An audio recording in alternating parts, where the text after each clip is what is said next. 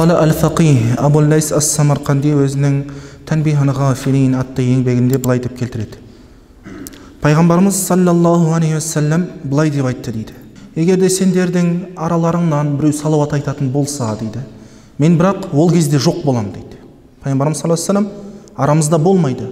Бірақ та арамыздан біреуміз салауат айтады екенбіз пайғамбарымызға. Сол кезде Жибрил алейхиссалам пайғамбарымызға барады дейді. Сөйтіп былай деп айтады дейді: саған, я Мұхаммад, осындай сәлем беріп жіберді дейді. Сәлем жолдады саған дейді екен. Сонда пайғамбарымыз саллаллаху алейхи вассалам, онда мен сол кезде былай айтамын дейді: ва алейхиссалам ва рахматуллахи ва баракатуху.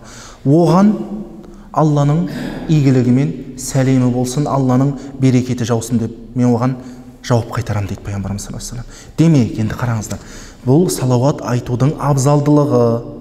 Пайғамбарымыз саллаллаху алейхи вассаламның дұғасы не? Мустаджаб. Ол қабыл болады. Қандай дұға болсын, қабыл болады пайғамбарымыздікі. Енді қараңыздар, біз пайғамбарымызға салауат айтамыз. Және де пайғамбарымыз саллаллаху алейхи вассалам бізге кері сәлем айтып жібереді екенді. Көрдіңіздер ме? Демек, осы салауат арқылы біз айналып келгенде өзіміз үшін жақсылық тілеп жатыр екенбіз. Салауаттың осы бірінші абзалдылығы екен. Келесі хадисте пайғамбарымыз саллаллаху алейхи вассаламнан мынандай сөздер жетеді. Пайғамбарымыз саллаллаху алейхи вассалам былай деп айтты дейді: кімде кім маған күніне 100 рет салауат айтатын болса, онда Алла тағала оның 100 қажеттілігін өтеп қояды дейді. 30-ын осы дүниеде өтейді, 70-ін ақыретте өтейді дейді. Енді қараңыздар, пайғамбарымыз саллаллаху алейхи вассаламға салауат айтумен біз қайтадан өзімізге азық жинап жатырмыз, ертеңгі ақыретке азық жинап жатырмыз.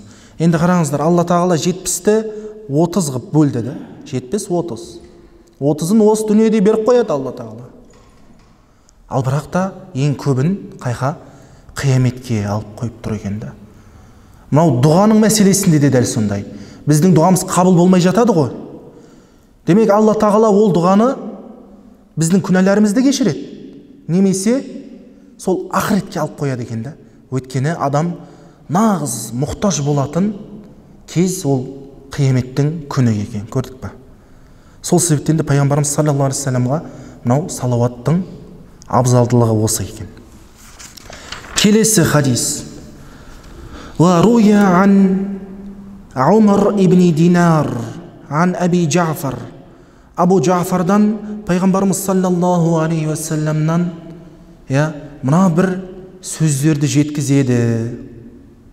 Мен насия ас-салату алей фақад ахтаа тариқал жанна дейді. Кімде кім маған салауат айтуды ұмытқан болса, ғапылдықта жүрсе ол адам салауат айтудан, онда жәннатқа баратын жолдан теріс бара жатыр дейді. Қараңыздар. Көрдіңіздер ме? Енді бұл жерден не мағына шығады? Біз егерде салауат айтпайтын болсақ, онда біз мен тура жолда жүрім деген сөз не екен? Жай ғана сөз болып қала салады екен да. Сол себептен де мынау біз пайғамбарымыз саллаллаху алейхи вассаламға салауат айтумен тариқал жанна, жәннатқа апаратын жолда біз тура маршрутта келе жатырық та. Ол мына жаққа бұрылып кетпейді, мына жаққа бұрылып кетпейді, сен тура келе жатсың деген сөз. Ол пайғамбарымыз саллаллаху алейхи вассаламға салауат айтумен. Және де мынау ғалымдарымыз айтады: кімде кім пайғамбарымыз саллаллаху алейхи вассаламмен пайғамбарымызға салауат айтумен ризықталған болса, сіз мысалға өзіңізге міндет қылып алдыңыз салауат айтуды. Мен күніне осындай 100 рет салауат айтамын деп міндеттеп алдыңыз өзіңізді. Енді қараңыздар, енді ғалымдарымыз айтады: демек, Алла тағала оған осы дүниеде барлығын беріп қойыпты дейді. Қараңыздар, дүниеде барлығын беріп қойған ол адамға дейді. Болды, оған артық ештеңе сұрамаса да болады. Өйткені ода не бар? Салауат деген нәрсе бар. Көрдіңіздер ме? Ғалымдарымыз салауаттың абзалдылығын осылай түсіндірген екен.